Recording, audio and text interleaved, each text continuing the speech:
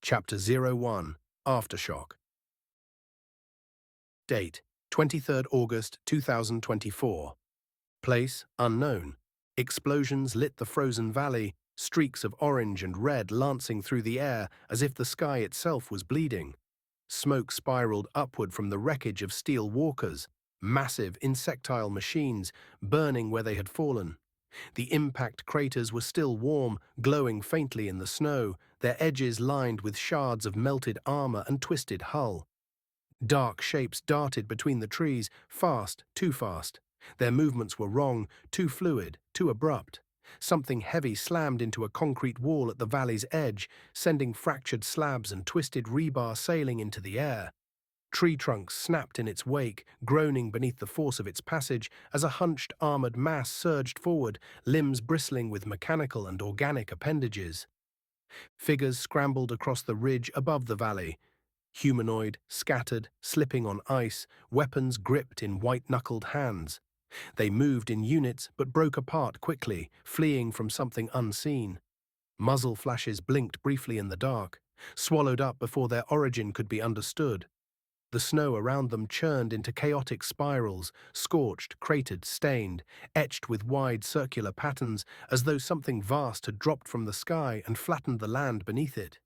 Far above, behind the thick cloud cover, something massive rotated silently. It wasn't a ship, not exactly.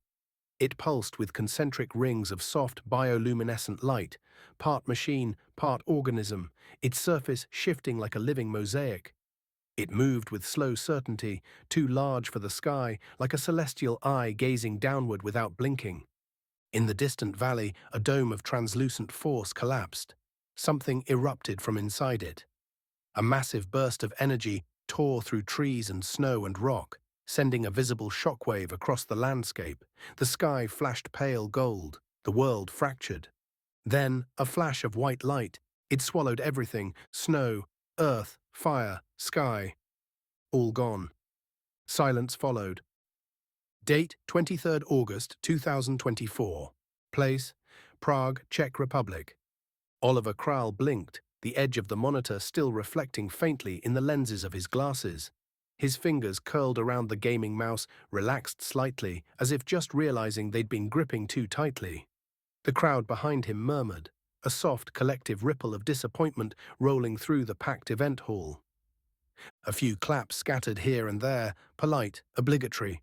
Most people had already turned their attention to the bracket on the overhead screen, watching the animation adjust in real time. He barely registered it. The bright lights of the stage were suddenly unbearable, hot, harsh.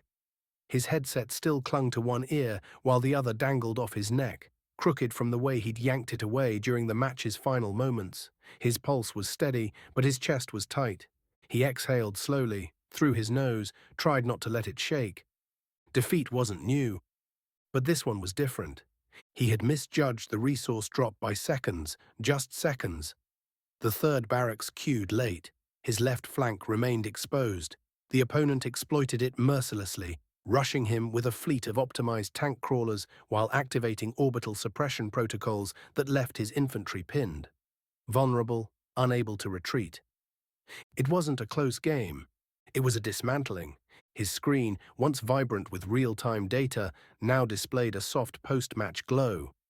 A summary board showed his in-game name, flashing once before dissolving into the backdrop as the tournament brackets updated. He watched his name disappear. Just like that.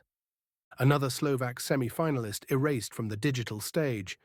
Oliver rose slowly, pushing himself up with the same mechanical detachment he'd practiced at dozens of smaller events. He grabbed the strap of his worn backpack and slung it over one shoulder. His hoodie clung damply to the sweat running down his back, the fabric stretching over a lean frame built more from skipped meals than gym sessions. The edge of his protective glasses caught the stage light, yellow-tinted lenses for eye strain, not fashion. Beneath them, his real eyes shone brighter still, a sharp, unnatural gold that always made people look twice. Some assumed they were contacts. He never corrected them. Stray blonde strands clung to his forehead, matted by the headset. His beard was light, scruffy, just enough to suggest he didn't care what anyone thought, and enough to confirm it. The overhead cameras rotated to find the next feature player. No one was interested in the loser. He stepped off the stage and past the assistant staff, their eyes locked on tablets, checklists, and the shifting lights on their headsets. He nodded faintly. Nobody responded. In the crowd, someone muttered his handle, just loud enough to register. No enthusiasm, no mockery. Just recognition. Like remembering the name of a restaurant you passed once. He didn't look. He pushed through the edge of the stage curtains and into a corridor behind the venue. The air was cooler there, artificially crisp. Fluorescent lights buzzed overhead, humming against linoleum floors. Behind him, muffled cheers erupted again. He walked with his head down, past stacked crates of unused stage equipment, a vending machine humming quietly, and a folding table where two crew members sat arguing over a bracket prediction. He didn't stop, didn't pause to reflect. Oliver had not made it to the finals. Again. The walk to the bar wasn't long, but Oliver stretched it anyway. The streets outside the venue buzzed with post-match energy. Young attendees, draped in sponsor-laden hoodies and LED-lit headphones, clustered in circles recapping the day's biggest reversals and most jaw-dropping misplays. Food carts hissed steam into the night, and promo drones floated overhead, projecting team logos onto the sidewalks. The whole district thrummed with synthetic beats and caffeinated adrenaline.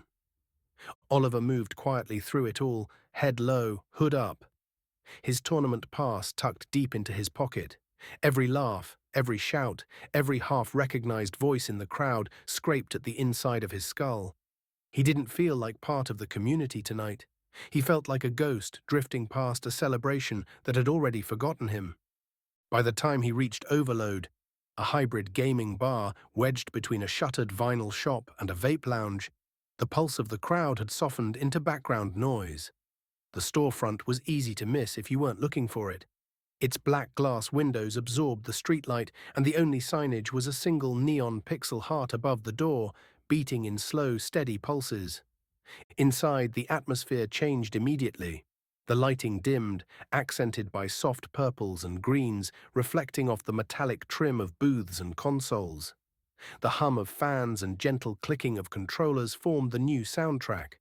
Retro arcade machines blinked in idle mode along one wall, and a row of PCs near the back hosted a handful of intensely focused players wearing oversized headphones.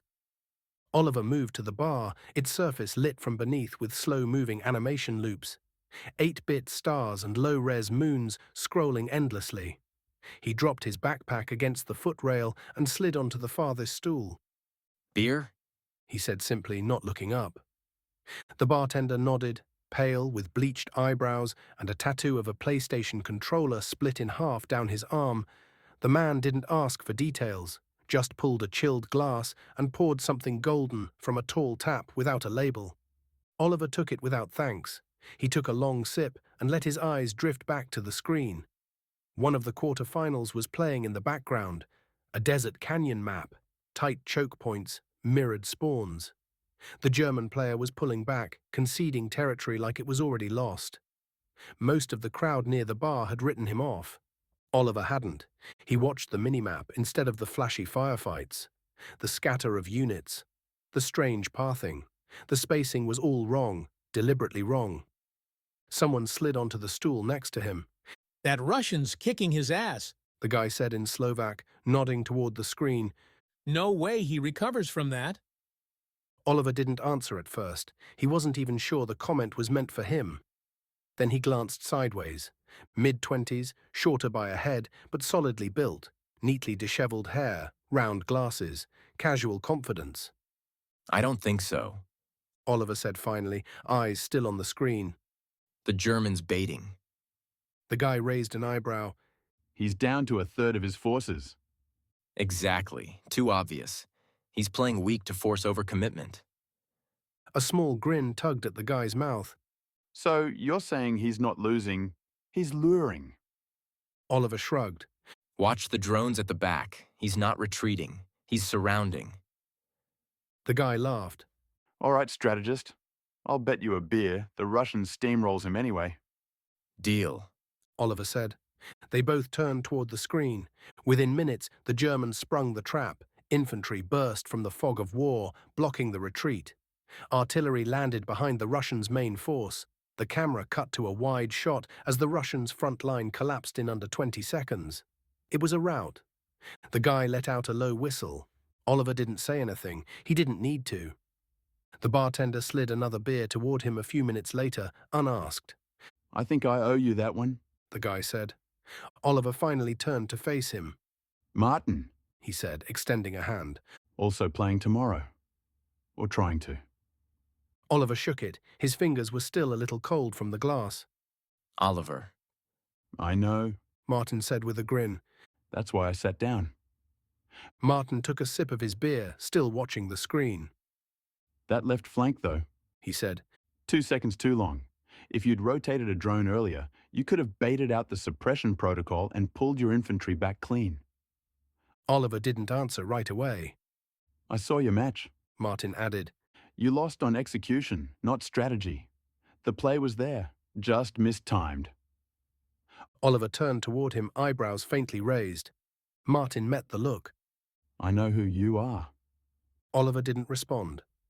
I'm not here to talk shit, Martin said, raising both hands. but I am playing tomorrow, and you're better than anyone I've trained with. I'm in the quarters tomorrow. Martin said, sipping his drink finally. I'm okay, not top tier, but I think I've got a shot if I get help. Oliver turned back to the screen. I watched your control grouping. Martin continued, voice lower now. You play like someone reading 5 moves ahead, like a general with too few soldiers and too much terrain. Precise, calculated. But you play solo. No risk delegation, no information compression. Which means when something collapses, everything collapses. Oliver set his beer down. What do you want? He asked. Martin didn't miss a beat. Your brain, for 24 hours. Help me prep for tomorrow. I'll handle the mechanics, the nerves, the click speed. You give me strategy, we split the prize, 70-30. You get the bigger cut. Oliver blinked slowly. You're assuming I care. Martin grinned. I'm assuming you'd rather not watch someone else win with a worse idea than yours. Silence stretched. The match on screen tilted toward a predictable victory. Oliver knew the move 2 steps before it happened. You're good, Martin said, tapping his glass. but you already lost. I haven't, not yet. He let the thought hang. Oliver picked up his beer, finished it in a single breath. Fine. He muttered. Martin smiled wide. Knew you were smart. He held out his hand again. This time, Oliver shook it.